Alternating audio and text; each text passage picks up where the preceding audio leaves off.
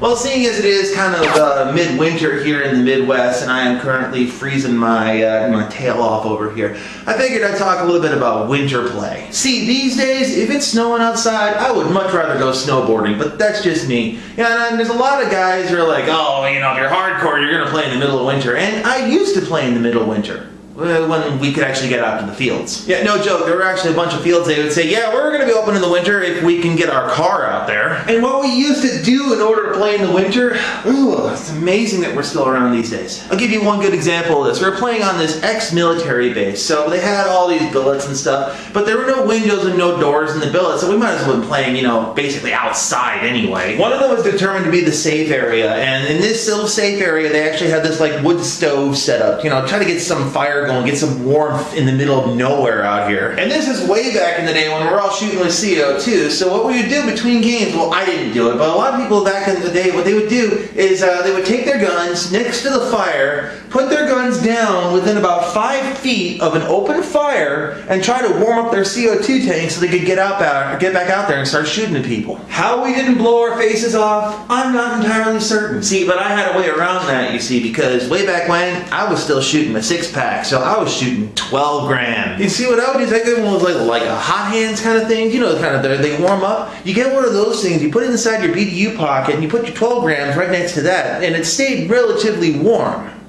Relatively. Then there was a time that I played in the blizzard. That was interesting in itself. Because, I mean, literally, we played on the field, we'd go play a different field, when we came back to the first one we played at, you couldn't tell we played there except for a bunch of pink marks on every damn tree. Come to think of it, that was when, that was the popsicle incident, too. There was the one guy that was shooting a PMI-3 / VM68 / this thing weighs 20 pounds empty, seriously gun? Yeah. This is way back in the early days of semi-autos, so imagine, if you will, a spider with a bolt that has about 10 times the mass. Yeah, ain't nothing stopping this thing once it starts going. So we're out there playing, this one guy's just shooting from the hip, you know, if you've ever shot a PMI-3, it says ching, ching, ching, ching, thing has recoil, man. And he just kept on going, kept on going, kept on going, and didn't think about it until after the game is over, and he tried to put his barrel plug in, and he couldn't. So we finally get out to the parking lot, you know, and he's trying to remove his barrel, which in itself was an entertainment for himself, because he could not get that thing to untwist to save his life. We managed to get a couple of tools out there, we got the barrel sleeve off of there, we took the barrel off it, and the barrel was solid.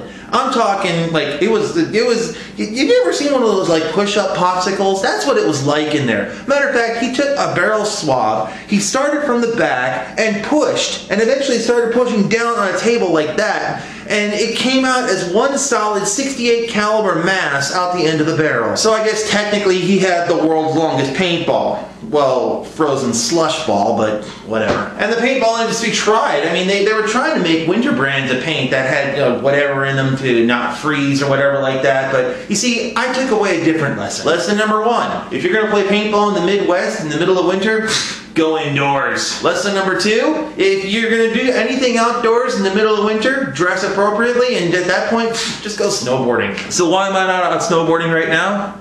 My knees are still messed up. I'd rather be snowboarding, believe me. Even if it is going to be 25 below tonight with wind chill.